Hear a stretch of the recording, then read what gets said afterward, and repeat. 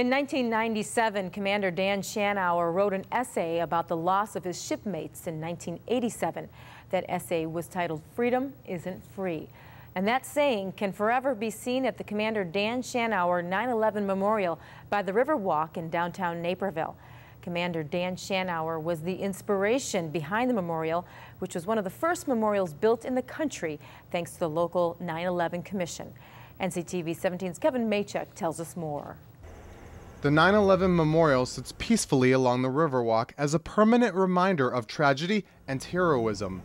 Peter CRAWFORD was one of several local architects and visionaries behind this grassroots project. We got together and started talking about how best to take all these feelings that were out and being expressed by the town and capture them in a memorial.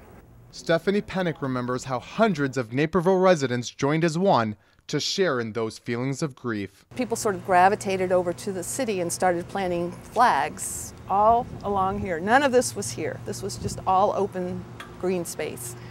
And one by one, we watched people plant the flags. From there, a 23-person committee decided that location behind the municipal building is where a memorial should go. Included is a tribute to Commander Shanower. Benches are marked with his well-known saying. Also, 140 faces designed by school children are molded into a 40-foot concrete wall. These faces are symbolic of the casualties.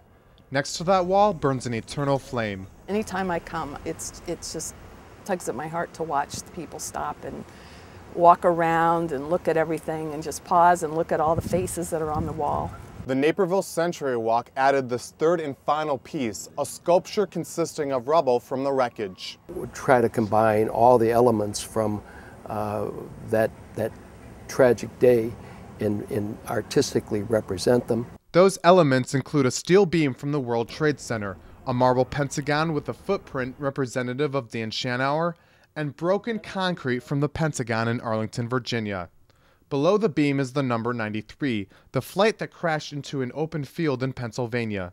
CRAWFORD says the entire site pays homage to the innocent lives lost that day. The image of all the people that were touched and all the people that were affected against the tragedy of the event and the significance of Dan, it all comes together for me.